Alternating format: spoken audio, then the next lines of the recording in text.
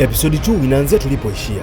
Sasa baada ya siku kadhaa, bibi akaenda kumshirikisha rafiki yake kilichotokea na kumwambia, kiukweli ninaona aibu. Yaani nimempeleka nyumbani mwanaume mwenye kazi nzuri, mwenye hofu ya Mungu na ananipenda pia, lakini baba amemtupilia mbali kama mkate ulio expire. Kisa tu kwa sababu sio Myoruba, hawezi kunioa tena. Ada, inaumiza sana. Nimeamua kwa kipindi hiki nikusanye vitu vyangu niende kijijini tu.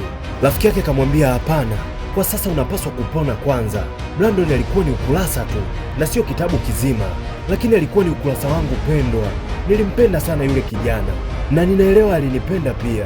Ninamtakia tu mema huko aliko. Nimebaki kuwa single tena miaka 28 sasa na sijui ni lini nitaolewa. Shogili akamwambia, Nike, utaolewa tu rafiki yangu, tena nina mtu ambaye ninataka nikukutanishe naye. Nike akamuuliza, ni Myoruba na ana jina la Kiyoruba? Bibi akamwambia, we tulia bwana, uonane naye kwanza. Basi baada ya miezi kadhaa Nike akakutana na huyo jamaa. Mwana akamwambia, umependeza sana bibie. Asante sana. Jamaa linacheka kama kichaa yani.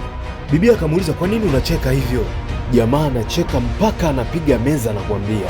Jamaa akamwambia, si siku nyingi nitakuja kuona wazazi wako.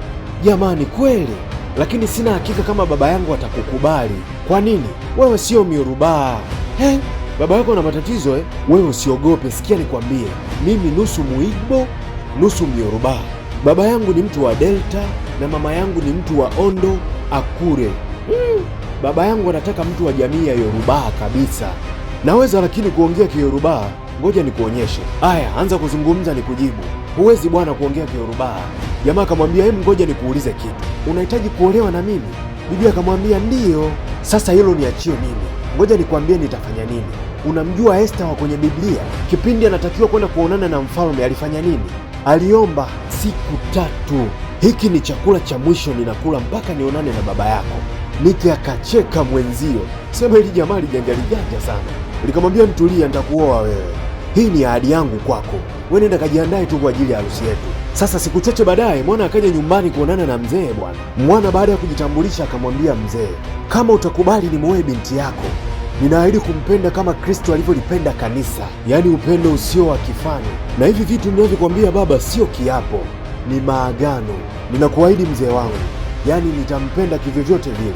Mzee akamuuliza, yaani unamaanisha unachokizungumza? Mzee, mimi sizungumzaji uongo. Mzee akamwambia, nimekusikia, karibu sana. Asante mzee wangu, mwanangu aliniambia kwamba utakuja leo, kwa hiyo nataka ukatafute hivi vitu. Hizi ni orodha ya mila za ndoa. Mwana akasema, kumbe ni mila, kwa hiyo tunaanza kupanga kuhusu mila. Kama kawaida yake, kicheko tu mjengoni. Mwana akaona mke si huyu hapa sasa. Basi mwana akakapokea kitabu ka orodha hako na kwa kicheko kizito akakifungua akaanza kukisoma. Baada ya hapo akamwambia mzee, mbona sielewi hivi vitu ulivyoviandika huko? Unataka nikusaidie kwenda sokoni au? Mzee akamwambia, sokoni tena? Hii ni orodha ya mila zetu, kila kitu hapo unatakiwa ulete. We angalia tu. Naangalia. Yaani huyu mwana ni kama moja haikai, mbili haikai. Mzee akamwambia, ninakufurahia, hebu angalia bwana. Mwana akaanza kusoma vitu ambavyo anatakiwa alete.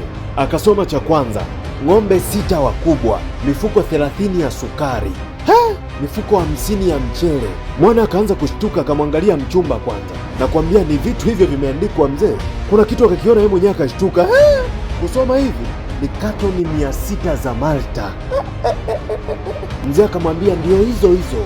Akaona kingine tena akashtuka, cherehani 20. Huyu mzee atamuoa mwenyewe huyu mwanaye sasa. Bado jamaa akaendelea kusoma, akakutana na washing machine 30, magunia 40 ya viazi, mbuzi 42.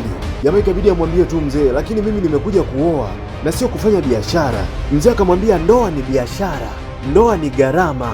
Maandiko yanasema kabla haujajenga hesabu gharama kwanza. Uko tayari kujua gharama kwanza?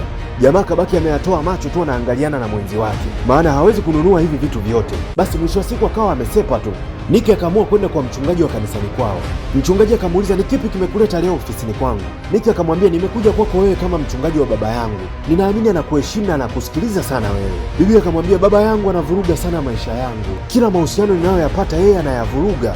Yaani kila mwanaume anayetaka kunioa mimi nikimpeleka kwa baba yangu anamkataa, eti kwa sababu tu sio kabila letu, bila hata kujali hisia zangu. Yaani nimejaribu sana kumuomba lakini anakataa. Mchungaji, ninakuomba uongee naye kuhusu hili, ninajua atakusikiliza na atabadili mtazamo wake. Mchungaji akamwambia, kuna vitu vingi sana navijua kuhusu baba yako, na moja kati ya ninayoyajua, akishafanya maamuzi yake hawezi kubadilisha, hasa kwa mambo kama haya. Na unajua pia baba yako ni moja kati ya nguzo katika kanisa letu. Bibi akamwambia ninajua, lakini haya ni maisha yangu. Mchungaji akamwambia kuna baadhi ya vitu hauvifahamu. Miaka 15 iliyopita sisi kama kanisa tulikuwa tunahitaji eneo kwa ajili ya kujenga kanisa. Baba yako alitupa hili eneo ambalo tumejenga hili kanisa, lakini hakuwahi kutukabidhi dokumenti za eneo. Kwa hiyo kisheria yeye bado ni mmiliki wa eneo, kwa sababu eneo bado linasoma majina yake. Kwa hiyo siwezi kufanya hivyo kabisa, kwa sababu hili jengo sio tu jengo pekee. Hili ni eneo ambalo watu huokolewa nafsi zao. Maandiko yanasema katika kitabu cha Waebrania sura ya 3 mstari wa 4, kila nyumba imejengwa na mtu, lakini Mungu ndiye muumbaji wa kila kitu. Natakiwa kukilinda kile Mungu ametupa, na hiko kitu ni hii nyumba ya Mungu. Lakini mchungaji, ninatakiwa nimkubalie endelee kuniwekea sheria kwa mtu anayetaka kunioa? Mchungaji akamwambia, ninachokisema ni kwamba uwe tu mvumilivu. Mungu anaweza kukuletea mwanaume ambaye baba yako atamkubali na utakuwa na amani naye. Muda mwingine kusubiri haimaanishi kuchelewa. Basi kikao kimeishia hapo, lakini Niki hakuishia hapo. Akamfuata tena anko wake kuzungumza naye jambo hilo hilo. Akamwambia, nilikuwa nahitaji sana kuzungumza na wewe, ni jambo muhimu sana. Natumaini ni la usalama. Sio sana anko, nahitaji uongee na baba yangu. Anafanya vitu viwe vigumu sana kwangu. Kila mwanaume ninayempeleka kwake anamkataa. Mimi nataka kuolewa na mwanaume niliyemchagua mwenyewe. Naomba unisaidie kuongea naye, mimi nimechoka. Ayo, unamjua baba yako, wote tunamwogopa japokuwa ni mdogo wetu. Yaani akishafanya maamuzi ni ngumu kumbadilisha, na ndio maana nimekuja kuonana na wewe. Ninaamini wewe ni mtu pekee unaweza kuongea naye, kwa sababu wewe ni mkubwa kwake. Anko akamwambia sawa, simu yangu iko wapi nijaribu kumpigia? Anko akachukua simu akampigia. Mzee huko akapokea. Kaka mkubwa, unaendeleaje? Ayo, binti yetu Nike niko naye hapa na ameniambia kila kitu. Kwa nini utake kumkubalia kuolewa na mwanaume anayemtaka? Mungu wangu, yaani hiyo ndiyo sababu unanipigia? Ayo, tulia. Mzee huku akamwambia, kaka mkubwa, ni jukumu langu kulinda familia yangu. Ninapaswa kuwa makini sana na familia anayoenda kuingia binti yangu. Huyo ndiye mtoto wa pekee niliye naye na siwezi kumpoteza. Anko akamwambia, tafadhali, huyu binti hana furaha kabisa. Mzee akamwambia, huyo bado binti mdogo, baadaye atanielewa. Kwa heri. Mzee akakata na simu kabisa.